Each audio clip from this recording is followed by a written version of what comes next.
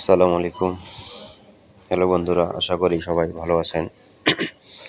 আজকে কথা বলবো বাংলাদেশ বনাম শ্রীলঙ্কার ম্যাচ নিয়ে। তো প্রথমে বাংলাদেশ ভালো বল করলো, দেখে মনে হলো যে বাংলাদেশ আজকে অনেকদিন পর হয়তো বাংলাদেশি কোটি হৃদয়ের ভক্তদের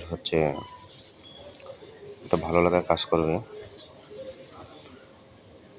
খুব অল্প রান ছিল, শ্রীলঙ্কার মাটিতে বাংলাদেশ জয়লাভ করবে এমনটা আশা নিয়ে কোটি কোটি দর্শক ভক্ত খেলা দেখতেছিল টিভি সেটের সামনে। সেম আমিও তাই করতেছিলাম। 102 রানে 2 উইকেট। ভাবলাম যে একটু ওয়াশরুম থেকে ঘুরে আসি, পুরো ম্যাচটা দেখব। ও মা, ওয়াশরুম থেকে এসে দেখি 106 রানে 8 উইকেট। এটা আসলে ট্র্যাজেডি নাকি নাটক কিছুই বুঝতে পারলাম না। খুব হতাশ। তখনই ভেবেছি যে ম্যাচের মোড় ঘুরে গেছে, এই ম্যাচ জয়লাভ করা সম্ভব না। আসলেই সম্ভব হয়নি। খেলা শেষ হওয়ার প্রায় 3 ঘন্টা হয়ে গেছে, এখনো আমি বাইরে মাঠে বসে শুধু ভাবতেছি এটা কি হলো। প্রতিবারই আমাদের সাথে, আমাদের ভক্তদের সাথে এমনটা হয় কেন? বাংলাদেশে ক্রিকেট কবে দর্শকদের, ভক্তদের একটু ভালো রাখবে, এটা আসলে আমার বুঝে আসে না। আসলে বিদেশে বাংলাদেশি ক্রিকেটাররা যারা ট্যুর দেয়, এদের আসলে শপিং করা বন্ধ করে দিতে হবে।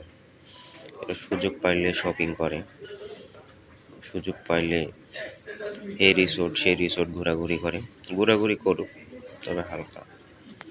কিন্তু এরা যে হারে ম্যাচ হারে, সে হারে ঘোরাঘুরি করে, বলে যে মেজাজ ফুরফুরা করার জন্য। আসলে ঘুরলে মেজাজ ফুরফুরা হয়, কিন্তু কাজে তো আসে না।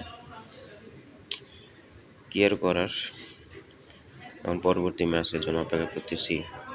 হয়তো বাংলাদেশ জিতবে। এখন রাত প্রায় 1টার কাছাকাছি। বাংলাদেশ হারায় আমি হতাশের মতো বাইরে এখনো দাঁড়াই আছি, ঘুরতেছি, হাঁটতেছি, কোনো কিছুই আসলে ভালো লাগে না। আসলে ভক্ত তো, ক্রিকেটটা আসলে মনের সাথে গেঁথে গেছে।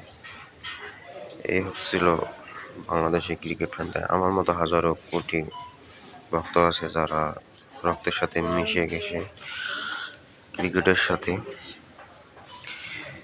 এই হচ্ছে বাংলাদেশের ক্রিকেটের অবস্থা। কিন্তু তারপরেও পরবর্তী ম্যাচের জয়ের আশায় অপেক্ষা করতেছি, হয়তো বাংলাদেশের সোনালি দিন আসবে। এসব এসব কথা বলতে গেলে নিজেই আবেগ হয়ে যায়। বৃষ্টি পড়তেছে বাইরে, দেখেন। তারপরেও বাইরে আছে, সবাই ভালো থাকবে।